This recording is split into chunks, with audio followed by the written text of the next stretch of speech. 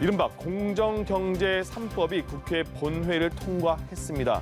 본래의 취지보다 상당히 많이 후퇴했다는 평가를 받고 있습니다. 기업들은 대책 마련에 바쁜 움직임을 보이고 있는 상황입니다. 자, 공정경제 3법 이후에 예상되는 변화를 짚어보겠습니다.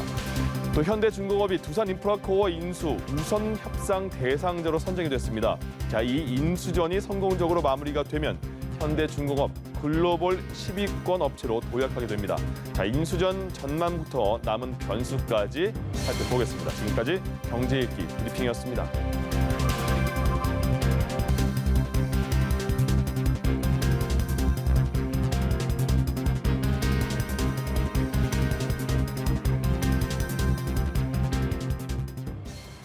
네, 좀 더 자세한 내용 김대우의 경제일기에서 살펴보겠습니다. 오늘도 김대우 박사 모셨습니다. 안녕하세요. 안녕하십니까? 네, 반갑습니다.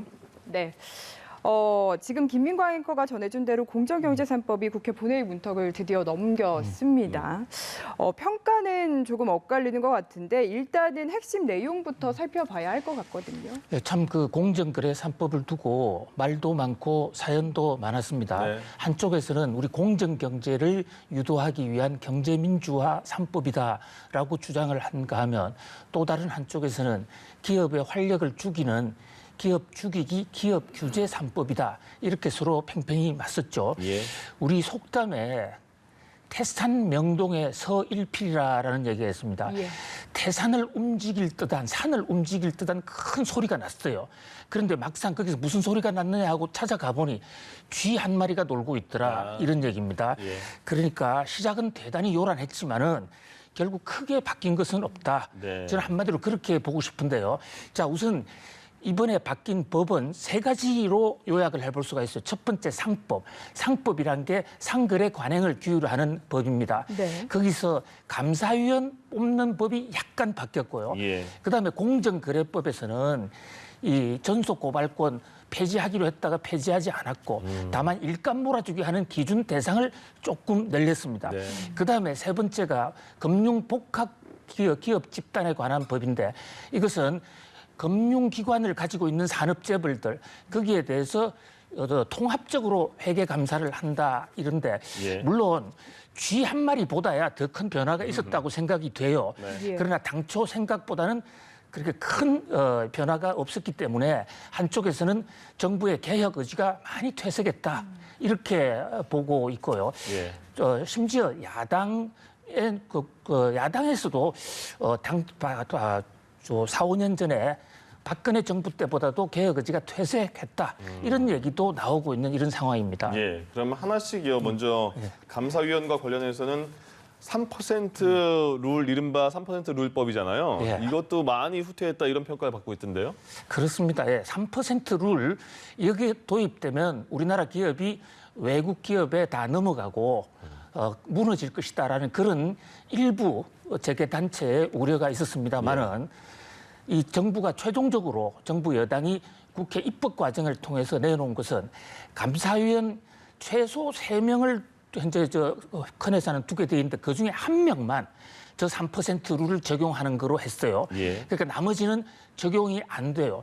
우리 원래 기업의 가장 중요한 게 이사들입니다. 네. 이사들이 바로 쓰면 나라가 바로 쓰고 기업이 바로 씁니다. 그런데 우리나라 재벌들 그동안에 각종 불법, 편법, 횡령, 배임 이런 게 나오는 이유가 이 사회가 거수기가 돼서 아무 말을 못하고 있거든요. 예. 그렇게 된 이유는 대주주가 뽑는 사람만이 이사가 될 수가 있어요.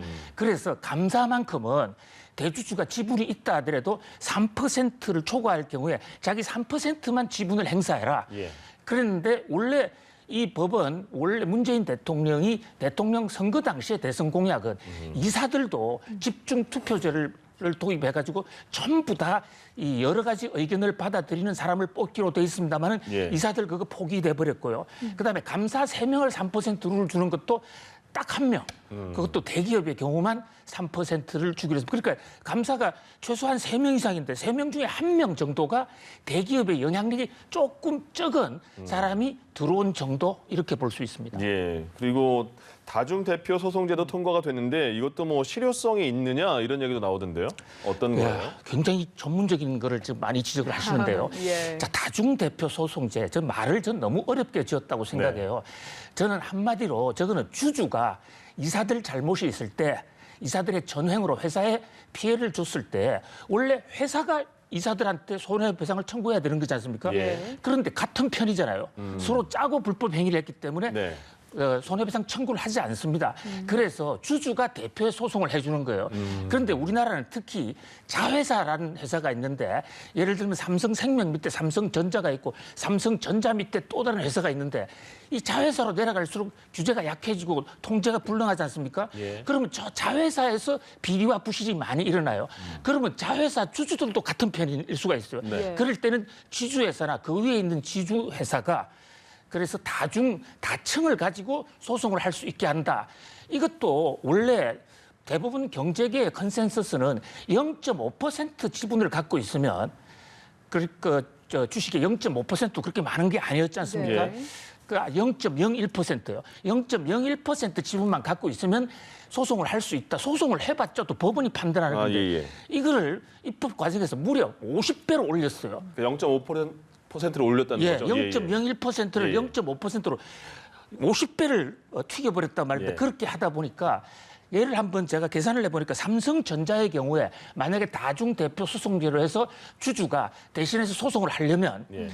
그 주주가 얼마나 주식을 가져야 되냐면 2조 2천억 정도를 가져야 돼요. 예. 삼성전자 시가총액이 440조인데 예. 그중에 2조 2천억, 2조 4천억 이것을 누가 가질 수가 그러니까요. 있겠습니까? 그러니까 예. 무력화된 거죠.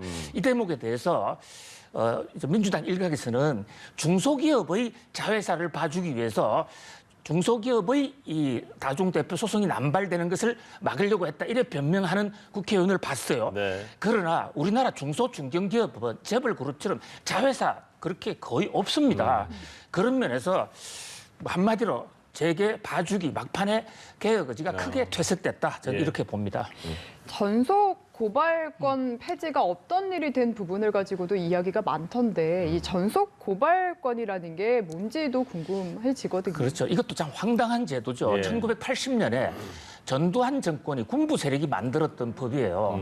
그러니까 우리가 공정거래는 경제의 기초가 되고 시장에서 어떤 독과점을 이용해가지고 나쁜 짓을 하면 시장이 망하거든요. 네. 그것을 농단이라고 그럽니다. 국정농단이 따로 있는 게 아니에요. 그런 국정농단 회의가 있으면 공정거래법에 따라서 규제를 하게 되어 있는데 1980년 전두환 군부가 출범을 하면서 이것을 전속 고발권 제도를 줘서 공정거래위원회가 아니면 사법당국에 고발하지 않게 예. 또 고발을 하더라도 검사가 공소 제기를 못하게 이렇게 법을 막은 거예요. 예. 그것이 공정거래법 71조거든요. 예. 그래서 문재인 대통령은 이 재야 시절에 경제 민주화의 가장 중요한 게 바로 공정거래법의 전속 고발권을 없애서 억울한 사람이 누구든지 일단 고발은 할 수 있어야 되지 않습니까? 예. 그렇게 했는데 그것도 정부에서 많이 완화가 돼서 예. 아주 나쁜 행위만 전속 고발권을 폐지하자. 이래가 국회에 넘겼는데 네. 이번 국회에서는 그마저도 없어져 버렸어요. 없던 일로. 예. 그러니까 지금 전속 고발권 같은 경우에도 그래서 많은 비판이 있으니까 다시 한번 논의하자 이런 얘기도 나오고 있는 것 같은데 이제 당연히 보완도 필요하잖아요. 그리고 재벌 개혁 측면에서도 어떤 방안도 필요할 텐데 어떤 게 있을까요? 예, 물론 안 하는 것보다는 한 게 나았고요. 상당히 긍정적인 측면도 좀 있습니다. 이를테면 공정거래법 안에 예. 기업 간의 그 부실, 억울한 문제뿐만 아니라 개인이 받은 억울한 문제도 일단 공정거래위원회에 신고할 수 있게 된 대목, 이런 것은 진일보한 것이라고 보여지고요. 예. 또 공정거래법의 일감 몰아주기, 사익 편취, 자기 회사를 통해서 자기가 돈 빼내는 이것의 대상을 20%에서 30%에서 20%로 대상 범위를 확대하는 이런 그 개혁조처도 있었어요. 예. 다만 아쉬운 것은 태산 명동의 서일필이라고 그럴까요? 그러니까 처음에 기대를 많이 했기 때문에 예. 좀 부족한 그런 어떤 이제 경제학자들의 비판이 좀 있습니다만 일단은 법을 만들었으니 이걸 어떻게 당장 고치겠습니까? 네. 일단 시행을 해 가면서 좀 더 보완되는 것은 민주당 국회의원 얘기대로 다음 국회에 좀 부분적으로 보완을 해야 될 것 같고요. 특히 재계에서도 이제 불만이 있을 수가 있는데 예. 예. 재계는 없던 게 이제 새로 만들어지는 이러니까 규제가 새로 강화된다고 볼 수가 있어요. 그러나 거기에 대해서도 충분히 이제 재계가 제도 변화에 따른 쇼크를 느끼지 않을 정도의 완충제, 단계적 어떤 보완제 이런 것도 조금 세심하게 배려할 필요는 있다고 봅니다. 예. 뭐 일단 법안이 만들어졌으니까요. 이렇게 목소리를 내다보면은 보완책이 계속 마련되지 않을까 싶습니다. 네. 주제 바꿔보겠습니다. 그 현대중공업그룹이 두산 인프라코어 인수 우선 협상 대상자로 선정됐다는 소식이 전해지면서 지금 나란히 좀 주식시장에서 강세를 보이고 있더라고요. 근데 관련해서 업계에서는 이번 인수전으로 이제 정작 더 큰 이득을 보는 건 현대건설 기계다라는 이야기가 나와서 이게 무슨 얘기인지도 좀 듣고 싶습니다. 그렇습니다. 두산 인프라코아. 참 회사 이름 어렵습니다. 예. 한마디로 불도저, 굴착기 만드는 회사예요. 예. 두산그룹의 아주 핵심 회사인데 두산 인프라코어가 현대중공업이 소유하고 두산중공업이 소유하고 있는데 잘 아시다시피 두산중공업이 지금 자금난에 처해서 네.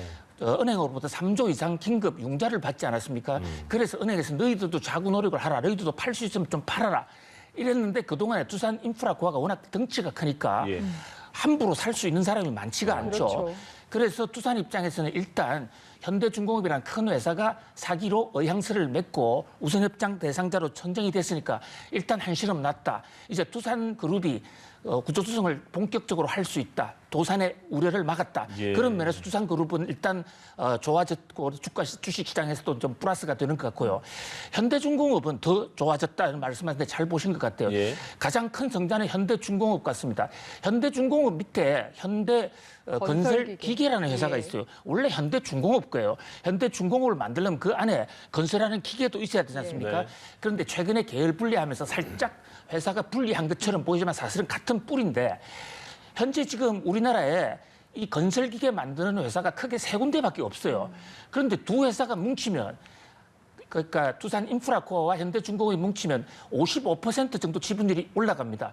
그렇게 되면 국내 건설 시장 마음대로 할 수 있고 예. 또 해외 시장에서도 일단 마음대로 할 수 있기 때문에 적이 없어지는 거죠. 그래서 마음껏 영업을 할 수 있다면서 현대중공업은 굉장히 환호하고 있는데 예. 문제는 현대중공업과 두산의 양쪽의 윈윈 프로그램이 됐습니다만은 이 대목에서 바로 공정거래법에 또 그 독점의 문제가 나오는 겁니다. 예. 한 기업이 50% 넘게 되면 이제 가격을 자기들 마음대로 올린다고 했을 때 예. 다른 중소건설업체라든지 일반 사기업들이 또 타격을 받을 수 있지 않습니까? 그렇네요. 이거 공정거래위원회에서 제대로 심사를 해야 되는데 예. 과연 공정거래법이 느슨하게 개혁이 됐기 때문에 제대로 심사를 할 수 있을는지 뭐 그런 지적도 나오고 있는 상황입니다. 그렇군요. 9천억 정도의 매각이 된 거예요?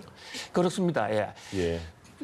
그럼 이제 남은 절차는 뭐가 있어요? 인수전에서? 예. 그러니까 이게 지금 인수 의향서 구매 의향서를 제출해서 우선 협상 대상자에 불과한 거거든요. 아, 네네. 그러니까 이제부터 실사를 들어가야 됩니다. 예. 그런데 여기 두산 인프라코어에 큰 하나의 암초 같은 복병이 하나 있습니다. 두산이 중국에 진출을 해서 사업을 했었는데 거기서 국제 기업들과 소송이 붙어 있어요.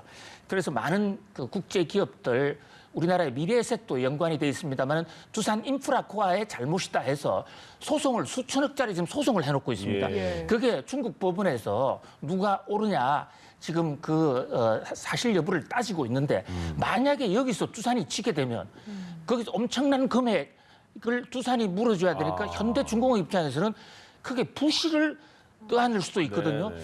이제 그런 면에서 이번에 두산과 현대가 계약을 할 때 중국에서 일어나는 부실은 일단 두산이 책임진다라고 사전에 양해를 했다 그러고 지금 정권가에는 얘기가 나오고 있습니다만은 네. 그 규모가 더 커질 수도 있고 그다음에 또 하나는 바로 이제 공정거래위원회에 기업 결합 신고를 해야 됩니다. 그래 되면 지금 아시아나항공과 대한항공이 결합 심사하는 건 마찬가지로 예. 이 두 회사가 결합했을 때 어떤 문제가 없느냐. 그리고 저 건설기계는 우리나라가 세계적으로 굉장히 경쟁력이 높아요. 두산 인프라코어 밑에 두산 밥캐치라는 회사가 있습니다. 예. 밥캐치. 영어로 들고양이 우리를 부르는. 예. 그게 원래 유럽, 미국의 건설회사인데 두산이 그걸 샀거든요. 그럼 현대중공업이 저 두산 인프라코어를 사게 되면 밥캐치까지도 사게 돼요. 그러면 이 결합 공정 독점의 문제를 외국에서도 들여다볼 수가 있고 그런 어떤 앞으로의 법 절차 그다음에 두산중공업 지금 두산중공업은 대우해양조선과 통합을 한다고 그러는데 예. 과연 이것이 그 자금을 제대로 조달할 수 있겠느냐. 소망스럽기는 원래 이 회사는 두산 인프라코어의 첫 번째 입찰 의향서를 낸 회사가 GS라는 회사가 있었습니다. 예. GS건설이죠. GS건설에서 만약에 인수했다면 독점의 문제는 안 생겼겠죠. 그런데 최종 순간에 무슨 이유인지 GS는 탈락을 했고 또 유진기업이라고 있었어요. 예. 유진기업도 탈락을 했습니다. 아무튼 가장 큰 변수는 딱 두 가지. 중국에서의 소송 결과. 그다음에 또 하나는 공정 거래위원회의 예. 기업 결합 심사가 어떻게 나느냐 이거로 요약해 볼 수가 있습니다. 예. 네, 박사님 말씀을 들어보니까 아직까지는 그래도 변수가 좀 남아 있는 것 같긴 한데 그래도 이제 두산 인프라코어 매각이 이제 잘 무난하게 이루어진다면 두산그룹 입장에서는 이제 경영 구조 개선을 위한 마지막 남은 퍼즐이 잘 맞춰지는 것 아니겠습니까? 그렇습니다. 이제 3조 원을 어치를 팔아야 되는데 그동안에 많이 팔았습니다. 그런데 덩치 작은 거를 팔다 보니까 금액이 좀 부족했는데요. 이번에 두산 인프라코어를 팔아서 들어오면 두산그룹의 사업 구조 수정 그리고 두산의 지난번 자금난으로 인한 기업 도산 우려는 이번 사건으로 완전히 불식될 수 있다. 두산이 다시 일어설 수 있는 중대 어떤 활력을 얻을 수 있다. 이렇게 볼 수 있습니다. 예, 예, 알겠습니다. 김대호의 경제 읽기 김대호 경제학 박사와 함께했습니다. 고맙습니다. 잘 들었습니다. 감사합니다.